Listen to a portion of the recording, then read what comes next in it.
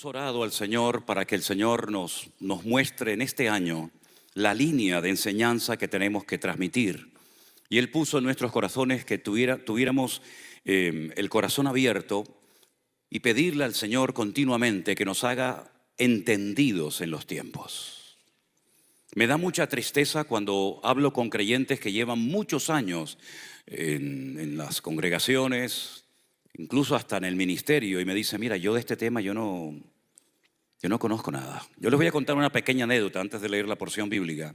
Y es que una vez en Cataluña me invitaron un grupo de pastores para dar durante una semana unos estudios acerca de las profecías de Daniel, Apocalipsis, Ezequiel, etc. Y yo me quedaba en la habitación con otro pastor. Y una noche él me dice: ¿tú sabes una cosa, Manuel? Yo nunca en mi vida he dado un estudio exhaustivo y profundo de las profecías bíblicas. Y le dije: ¿y por qué? Dice: porque no entiendo nada. No sé nada del tema este.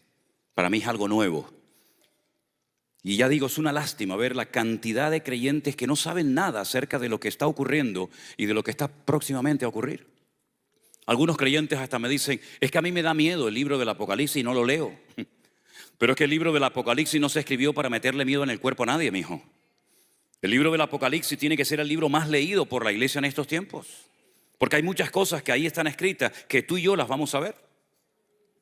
Y tenemos que saber qué es lo que Dios está tratando de indicarnos y no tener una agenda única y exclusivamente personal y pretender meter a Dios en mis planes y en mi agenda personal, sino decir: Señor, ¿cuál es tu agenda? ¿Cuáles son tus propósitos? ¿A dónde quieres llevar a tu pueblo? Yo tengo en mi corazón que desde el año 2020, que fue el tiempo de la pandemia, Dios viene hablando claramente a la iglesia como hacía siglos que no hablaba tan claramente a su pueblo. Algunos captaron el mensaje y otros todavía están en la inopia, no se han enterado de nada. Pero yo creo que el Señor está hablando de una forma tan clara, tan directa. Simplemente lo que tenemos que decir: ¿en qué época me ha tocado vivir a mí? Porque depende del tiempo en el que yo viva, van a ser las señales que yo voy a poder ver. Es decir, si nosotros hubiéramos nacido en la época, por ejemplo, de Noé, tendríamos que habernos preparado durante mucho tiempo, almacenando comida, ayudando a Noé a construir aquel enorme barco gigantesco en medio del desierto, porque la señal de aquellos tiempos era el diluvio. Noé sabía que él no había sido llamado para construir ningún templo, ni para ir por todo el mundo predicando el evangelio, como después le dijo el Señor a sus discípulos. Él sabía perfectamente a lo que Dios lo había llamado, y la señal de su época era que iba a caer un diluvio. Cuando al Señor Jesucristo los judíos se le acercaron y le dijeron: haznos una señal que nos convenza, que por fin entendamos que tú eres el verdadero Mesías y no otro más que ha venido. Él dijo: la generación perversa y maligna está todo el santo día pidiendo señales, pero esta generación, la única señal que va a haber es la señal del profeta Jonás. Y todos sabían quién era el profeta Jonás. Jonás era un profeta verdadero, genuino de parte del Señor, que recibió un llamado para ir a un lugar llamado Nínive. Pero dice que él no quería ir, entonces dice que descendió de Jerusalén a Jafo, a Jope, y allí pagó el pasaje de un barco, se metió en el camarote de más abajo y se fue rumbo a España, porque Tarsis está en España, en el sur de España, que es la provincia de Huelva. Y la Biblia dice que estuvo 3 días y 3 noches en el vientre de un enorme pez. Y el Señor Jesucristo dice: así como él estuvo en el vientre de ese pez, así estará el Hijo del Hombre 3 días y 3 noches en el vientre de la tierra. Esa es la señal de esa generación. Pero ¿cuál es la señal de nuestro tiempo? ¿Qué es lo que tenemos que estar esperando que suceda? ¿Y qué es lo que no tenemos que dedicarle ni un minuto de nuestro tiempo para no estar haciéndonos una idea errónea del tiempo en el cual el Señor nos ha colocado a nosotros hoy en día?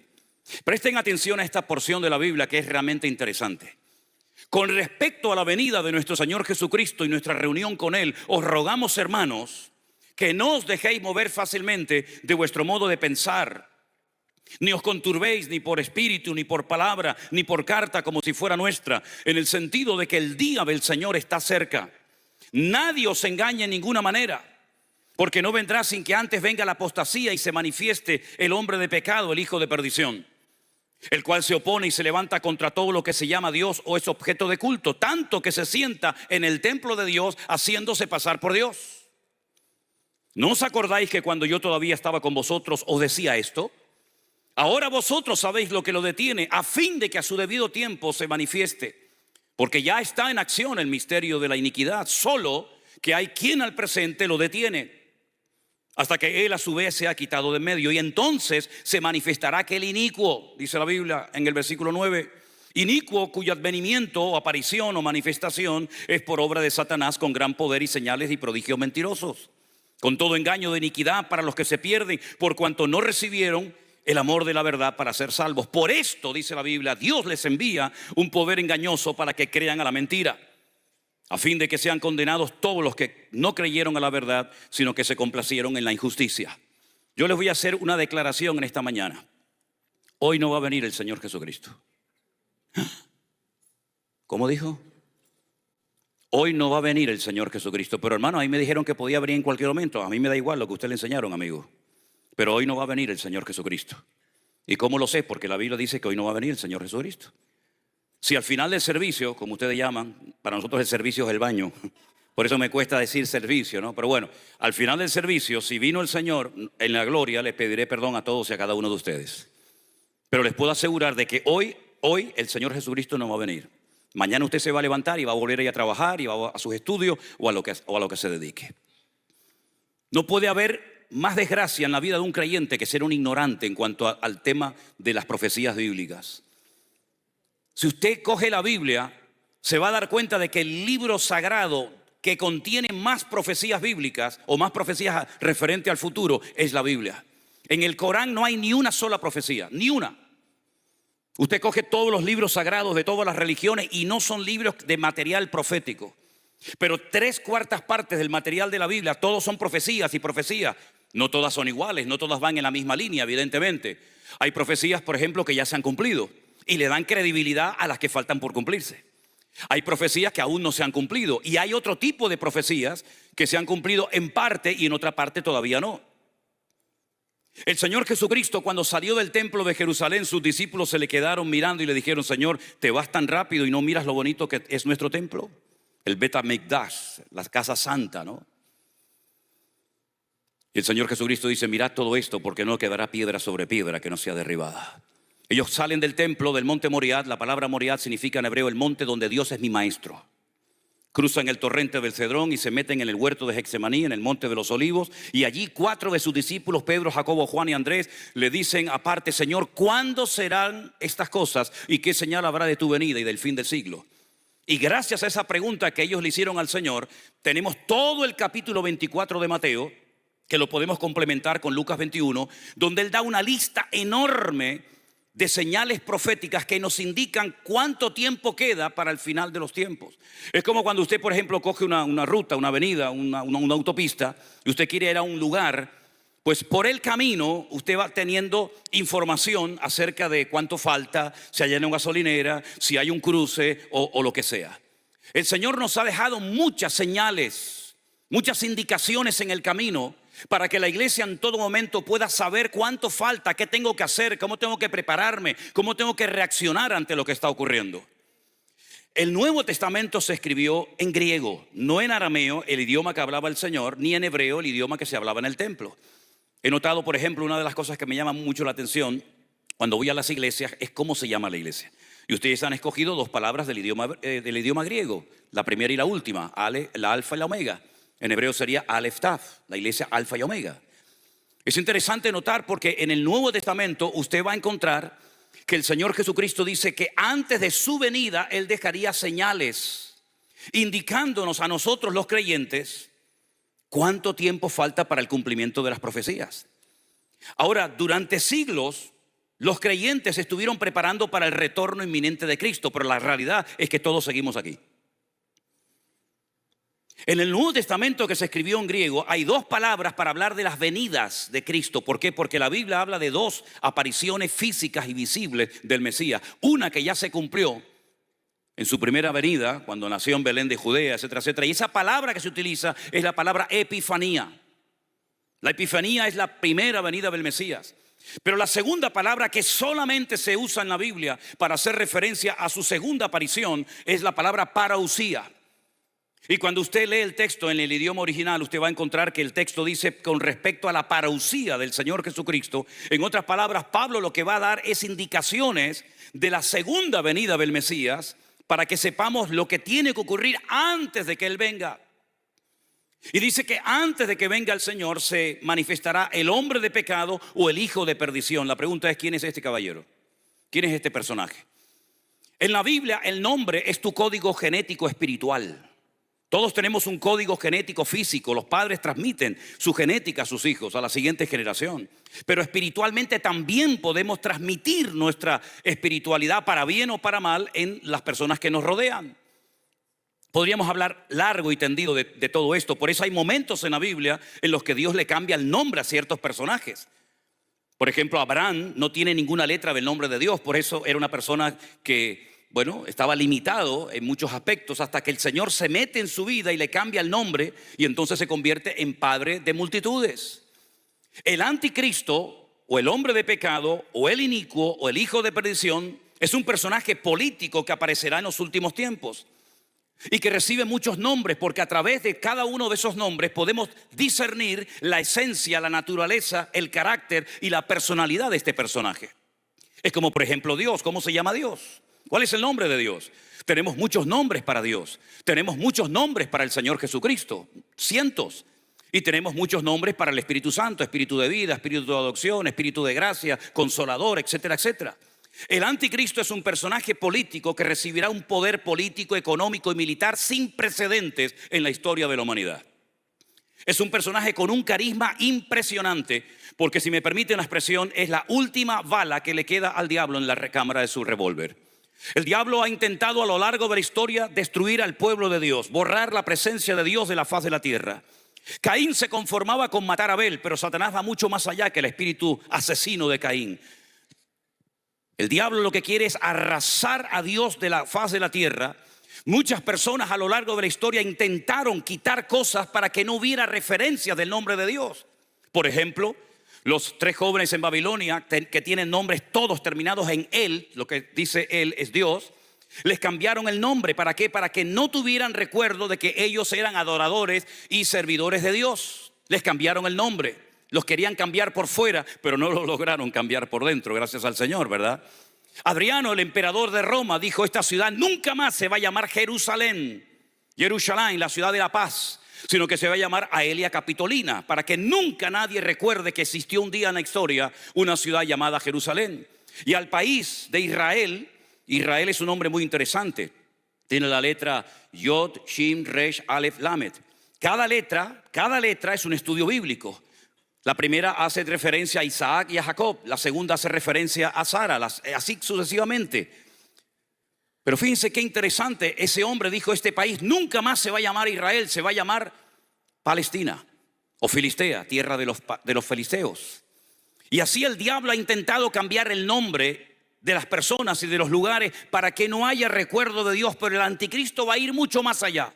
El anticristo no se conforma con cambiar nombres, con cambiar leyes, como también dice que lo va a hacer, sino que el anticristo lo que quiere es arrasar a Dios de la faz de la tierra, asaltar a Dios, porque es el espíritu de Amalek el que se levanta contra el mismo trono de Dios. Y por lo tanto dice que no tenemos que olvidar nunca lo que hizo Amalek, que se atrevió a pelear contra el mismísimo trono de Dios.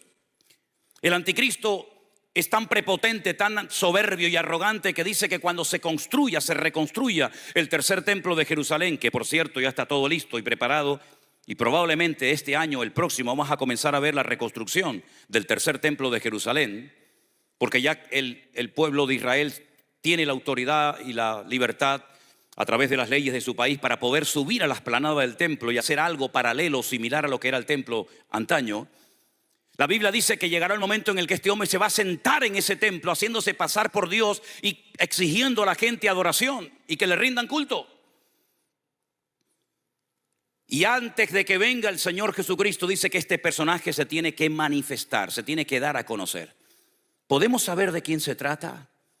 ¿Podemos saber que ya está en acción, que ya está por ahí moviéndose este personaje? Claro que sí, y no solamente podemos saberlo, sino que debemos de saberlo. La Biblia dice, por ejemplo, que del amor de las mujeres no prestará ninguna atención. Esto puede ser que tenga una doble interpretación, ¿no es cierto? Dice que del Dios de sus padres no hará caso, pero adorará en el arameo, dice en el texto original, Alá Maozín, el Dios de la guerra. Y menciona por primera vez la Biblia en arameo Alá Maozín, que es el Dios de la guerra. La Biblia dice que será una persona tan experta y tan sabia en muchos aspectos que asombrará al mundo, porque será capaz incluso de imitar milagros que se hicieron en el Antiguo Testamento que nunca más se volvieron a ver en la historia de la humanidad. Recibirá el apoyo, como dije antes, económico y militar de muchas naciones de la tierra. Y dice la Biblia que tendrá como una especie de representante, una especie de manager, una especie de persona que le hace la publicidad, que se llama, según la Biblia, el falso predicador o el falso profeta. Y la Biblia dice que ese personaje tendrá su sede en la capital que en aquel tiempo, en los tiempos de Juan, gobernaba y reinaba sobre todas las naciones de la tierra. ¿Cuál era la ciudad cuando se escribió el libro del Apocalipsis alrededor del año 100 aproximadamente, que reinaba sobre todas las naciones de la tierra? Roma. Y todos sabemos lo que hay dentro de Roma.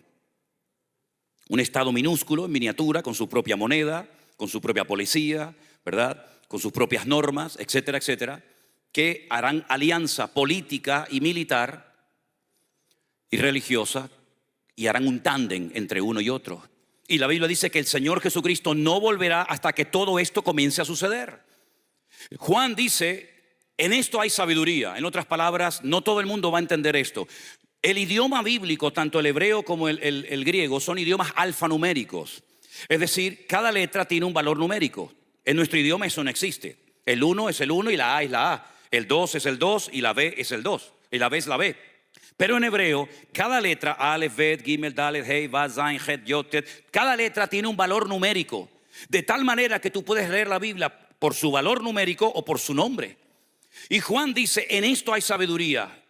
El nombre o el número de la bestia suma 666. Si no te estoy diciendo cómo se va a llamar, pero te estoy diciendo que cuando sospeches o creas que puede ser fulanito o menganito, saca el valor numérico por el valor de cada una de las letras, y si te da 666, amigo, prepárate porque ese puede ser.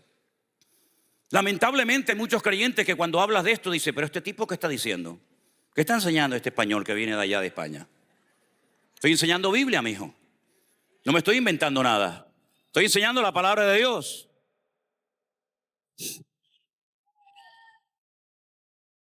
Entonces, ¿cómo no vamos a leer el libro del Apocalipsis si estamos a punto de ver cosas que ninguna generación de creyentes ha visto a lo largo de su historia?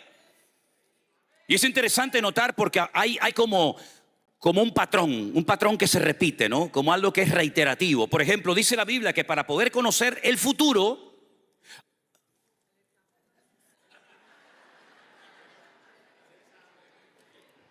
¿eso qué fue? Ahí viene. Tranquilo, no pasa nada. Dice la Biblia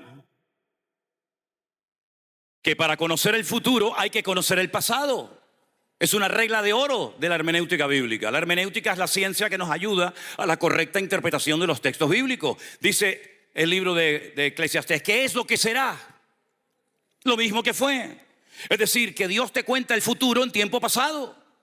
Y de hecho, cuando tú lees la Biblia en el texto original en hebreo, te das cuenta de que tú estás leyendo algo como que ya sucedió, pero resulta que te lo está contando en tiempo pasado, porque en Dios no hay presente, pasado ni futuro, sino que Él es un tiempo presente permanente. Y Dios te cuenta lo que aún no ha ocurrido, mi hermano. Miren qué interesante esto. Me queda tiempo, ¿no? Miren qué interesante esto. Juan está en la isla de Patmos y le muestra al Señor una visión donde dice que ve una multitud con ropas blancas de todas las naciones, pueblos, tribus y lenguas, que nadie podía contar de la cantidad de gente que había en aquella masa. Y uno de los ancianos en la visión que tiene Juan le dice, ¿estos quiénes son? ¿Y de dónde han salido esta gente? Y Juan llora y le dice, yo no lo sé, Señor, yo no sé quién es esta gente, ni de dónde vienen. Y le dice, escucha bien, estos son los que han salido de la gran tribulación y aún no ha empezado. Pero ya en la profecía es como algo que ya sucedió. ¿Por qué? Porque el Señor conoce perfectamente el futuro. A Él no se le esconde absolutamente nada. Él lo sabe absolutamente todo. Qué ridículo cuando Adán intentó ocultarse y esconderse de Dios. Nuestra Biblia, que fue traducida por un cura español de la ciudad de Sevilla, llamado Casidro de Reina, cuando él comenzó a traducir el texto original, él se dio cuenta de que hay letras en el hebreo que son 4 preposiciones, pero tienes que escoger una sola. Y entonces dice que Adán se escondió entre los árboles del huerto, pero el texto original realmente dice que Adán se metió dentro de un árbol, porque en y entre es la misma preposición en hebreo. Porque dice que se ocultó de Dios. Oí tu voz, tuve miedo y me escondí. ¿De dónde te vas a esconder de Dios, mijo? Si Dios lo ve todo, Dios lo conoce todo. No hay nada que Dios no conozca, Él lo sabe todo. Por eso, mis queridos hermanos, Moisés cuando vuelve a Egipto, el Señor sale en el camino para matarlo. Y uno dice, ¿cómo sale en el camino? Me acabas de llamar para que vaya a Egipto y ahora voy a Egipto y me quieres matar. ¿Qué cosa es esto? Y uno sigue leyendo y dice, porque el hijo de Moisés no estaba circuncidado. ¿Y quién se va a dar cuenta que mi hijo no está circuncidado? ¿Es que acaso eso es una cosa que se ve por fuera? Pero es que lo que el ojo del hombre no ve, Dios sí lo ve. Y tú vas a predicar en Egipto algo que no estás viviendo en tu casa. Así que empieza a predicar en tu casa antes de ir a los egipcios a predicarle la palabra. No, nadie se va a enterar. Que no se va a enterar nadie. Pero Dios sí lo sabe todo lo que haces. En intimidad y en lo público. Entonces dice la Biblia que antes de que venga el Señor tenemos que estar preparados, porque los cambios políticos, sociales y económicos que va a experimentar, que ya está experimentando el mundo, son tremendos. El día 7 de octubre de hace 2 años ocurrió algo que no había ocurrido desde los tiempos de la Shoah, desde los tiempos del holocausto nazi en la Segunda Guerra Mundial. Nunca Israel podía imaginarse que iba a sufrir la catástrofe que ha sufrido, que hasta el día de hoy aún no se han recuperado. Y ocurrió y lo vimos casi en tiempo real en nuestras pantallas. Y es que hoy en día las redes sociales nos permiten ver en tiempo real cosas que están ocurriendo en la otra parte del mundo. Por lo tanto, ya no hay excusa para vivir atontados y perdidos, sino que tenemos que estar velando y orando, dice la palabra de Dios, porque Cristo viene pronto, mi querido hermano. Y no perder el tiempo en vanidades ni en estupideces. Pero además de eso, el texto que hemos leído en esta mañana dice, pero aparte de manifestarse el inicuo, el hombre de pecado, el hijo de perdición, Daniel lo llama el cuerno pequeño y Juan lo llama el anticristo. Es el mismo, con distintos nombres, el mismo perro con distinto collar. Dice que además se tiene que manifestar la apostasía. ¿Y qué es eso? La apostasía no solamente es volver atrás de una fe que un día tuviste. Permítame, yo no sé lo que ustedes creen. Yo no sé si están a favor o en contra de lo que voy a decir. A mí me da igual, pero yo le voy a decir lo siguiente. Hay gente que dice, no, yo me convertí y ya nadie se puede desconvertir. Es decir, salvo siempre es salvo. Bueno, ok, vale, usted puede pensar lo que quiera porque para eso es libre. Pero yo le voy a decir lo que dice la Biblia. La Biblia dice, hermanos, último capítulo de Santiago. Hermanos, si alguno de entre vosotros se ha extraviado de la verdad, sepa que el que haga volver al pecador del error de su camino, salvará de muerte un alma y cubrirá multitud de pecados. Eso dice la Biblia. Libro de Apocalipsis dice, y al que venciere, luego si no vence, esto no es para ti, al que venciere no borraré su nombre del libro de la vida, sino que confesaré mi nombre delante de mi Padre. Entonces la apostasía no es solamente dar marcha atrás de una fe que tuviste, como por ejemplo Pedro. Pedro en un momento de su vida se convirtió en un apóstata. Tú eres uno de ellos. No, yo no sé, tú eres uno de ellos, pero si es que hablas como ellos. Y entonces cuando el Señor Jesucristo resucita el tercer día, le dice a María Magdalena, dile a mis discípulos, y a Pedro, que vayan a Galilea, que quiero hablar con ellos. ¿Por qué no dice, dile a mis discípulos y ahí mete a Pedro? Porque tú dijiste que no me conoces. Y si no me conoces, ni tú quieres saber nada conmigo, ni yo contigo tampoco. Pero como yo soy Dios, y yo soy un Dios que restaura, perdona y olvida el pecado, dile que también suba, que yo lo voy a ayudar a restaurar otra vez su vida. Bendito sea Dios. Mi discípulo y a Pedro. Así que la apostasía es mucho más que una persona que conoció, se enfrió, se apartó, se volvió atrás y bueno, etcétera, etcétera.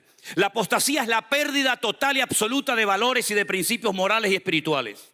Estamos en una época de relativismo, donde todo vale. Por ejemplo, en España, en Europa, hay gente que se ha casado con una gallina. ¿Qué? ¿qué le ven acostarse con una gallina? Ah, bueno, como están los huevos aquí tan caros, a lo mejor será por eso. Será por eso, ¿no? Hay un tipo en España que se gastó 14.000 euros porque desde pequeño él sintió que era un perro. Y se hizo una operación y tú lo ves y parece, hasta levanta la pata cuando va al baño. Porque él sentía que era un perro. Es decir, vivimos en un mundo tan ridículo, pero tan ridículo que cuanto más ridículo y más absurdo y más raro sea la idea, más la creen y la sigue la gente.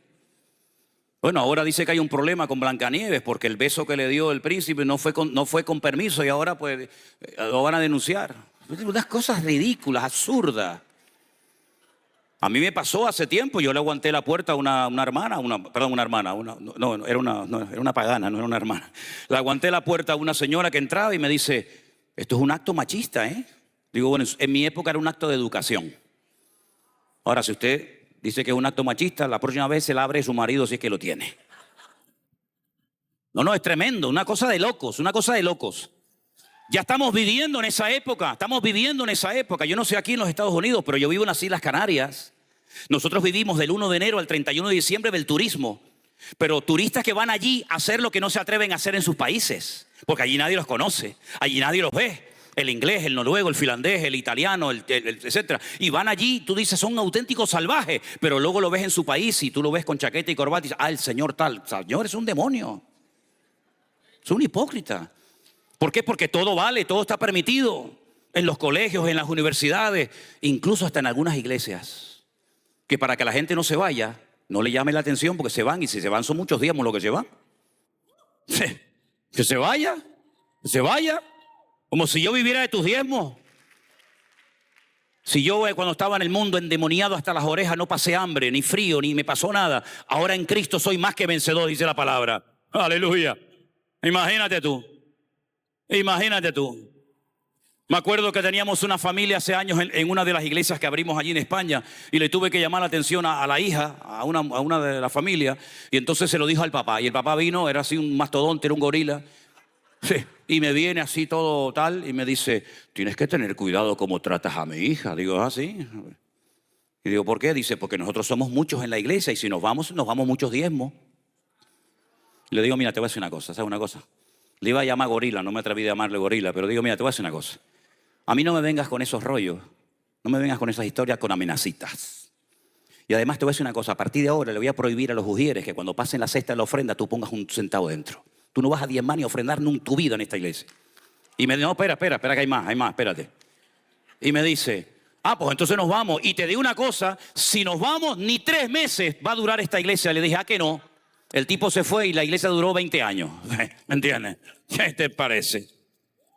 Hemos llegado a un punto en el que en la sociedad en la que vivimos todo vale. Y la Biblia dice que eso era una señal profética porque el Señor Jesucristo dijo que antes de su venida viviríamos parecido a la generación de Noé. Y la generación de Noé era una generación depravada, perversa, una promiscuidad sexual brutal. Y el Señor dijo, basta. Y por eso nosotros tenemos que estar preparados. Dice, no os sorprendáis del fuego de prueba que os ha sobrevenido, hermanos. Como si alguna cosa extraña os aconteciese. En otras palabras, tenemos que estar preparados para estas locuras y para más que viene todavía. Pero no se preocupen, queridos hermanos, que ni la muerte, ni la vida, ni ángeles, ni principado, ni potestad, ni lo presente, ni lo porvenir, ni lo alto, ni lo profundo, ni ninguna cosa creada nos podrá separar del amor de Dios en Cristo Jesús. Antes vienen todas estas cosas, somos más que vencedores. Y a su nombre, aleluya, gloria a Dios. Sí, el mundo va de mal en peor, pero nosotros vamos de gloria en gloria, de victoria en victoria, de bendición en bendición y de triunfo en triunfo. Ese es el diseño de Dios para la iglesia. Pero la iglesia tiene que tener base. No moverse por emociones, no moverse por sentimientos, sino moverse por principios bíblicos, fundados en la palabra del Señor, filtrando todo lo que oímos, filtrando todo lo que sentimos. ¿Por qué? Porque no es el Señor el que se tiene que adaptar a mi vida. Soy yo el que me tengo que adaptar y seguir al Señor todos los días de mi vida. Gloria a Dios. Así que mis queridos hermanos, dice que hasta que todo esto se manifieste, tranquilos, renueven su comunión con el Señor, Pongan su mirada en el Señor, no tengan miedo de nada ni de nadie, porque es verdad que el Señor viene pronto, pero esto va a ir cada vez de mal en peor. Esto va a ser tremendo. Nosotros llevamos más de 20 y pico de años viajando 3, 4, 5 veces al año a Israel. Y conocemos bastantes hermanos, pastores, iglesias y la situación de allí. Y es terrible ver cómo ese país tan bendecido, donde nacieron todos los profetas, todos los discípulos del Señor, donde tantos milagros ocurrieron, cómo está endurecido y ciego, ¿verdad? Y rechazan al Mesías constante y permanentemente. Y cómo hay grupos que persiguen y esperan a los creyentes cuando salgan de las congregaciones para insultarlos, apedrearlos y meterse con ellos. Pero ¿saben una cosa, hermanos? La Biblia dice que donde abunda el pecado, sobreabunda la gracia. Ahora bien, procure que su vida esté alineada en santidad, en orden y en obediencia con el Señor. Porque el Señor al que guarda, al que bendice, al que prospera y al que usa, es a la persona que anda en obediencia, en santidad delante del Señor todos los días de su vida. Procure no solamente tener información, porque la información no es formación. Usted puede tener mucha información y puede tener mucho conocimiento de las cosas, pero ese conocimiento hay que interiorizarlo y aplicarlo todos los días de nuestra vida. Si dice la Biblia que hay que perdonar, perdone. Si dice la Biblia que hay que orar, ore. Si dice la Biblia que hay que ayunar, ayune. En otras palabras, no se vaya nunca a la cama diciendo, podía haber hecho más si no lo hice. En otras palabras, el Señor está buscando una iglesia que está preparada para lo que viene. Y dice la Biblia que cuando Él venga no va a ser como la primera vez que vino, que poquitos se enteraron. Qué tremendo cuando el rey Herodes se entera por aquellos magos, no reyes, magos de Oriente, observadores de las constelaciones. Porque no sé si sabían que todas las profecías de la primera y de la segunda venida están escritas en las estrellas. Todas las estrellas tienen un nombre hebreo. Y usted las traduce y dice, mira, él tenía que nacer en Belén de Judea de una virgen de la tribu de Judá. Y estos hombres observaron las estrellas y dijeron, ya ha nacido el rey de los judíos, porque su estrella hemos visto en el oriente. Su estrella hemos visto. Y cuando llegan a Belén, al Herodión, donde vivía Herodes, le dice, venimos a adorar al rey de los judíos. Imagínate decirle al rey que estaba allí, venimos a adorar al rey de los judíos, pero no eres tú. Tú eres un rey que te pusieron. Y el que te pone mañana te quita. Nosotros venimos a adorar al rey de los judíos porque su estrella nos ha guiado hasta aquí. Y dice la Biblia, vayan, adórenlo y dígame dónde está para que yo también vaya a adorarle. No fue nunca, al contrario, dio una ley para matar al niño. Porque el diablo a lo largo de la historia siempre ha tratado de impedir que las promesas de Dios se cumplan. Es increíble, pero vemos que el Señor siempre gana todas las batallas y el Señor nunca va a permitir que el enemigo salga con la suya. Y la palabra del Señor nos enseña que pocos se enteraron de que había nacido el Mesías. Sin embargo, cuando Él venga en su segunda venida, dice que todo ojo le verá. Toda rodilla se doblará. Toda lengua confesará que Él es el Señor para gloria de Dios Padre. Aleluya. Y cuando Él venga, dice la palabra de Dios que Él pondrá sus pies sobre el monte de los olivos. Y el monte de los olivos se partirá en dos.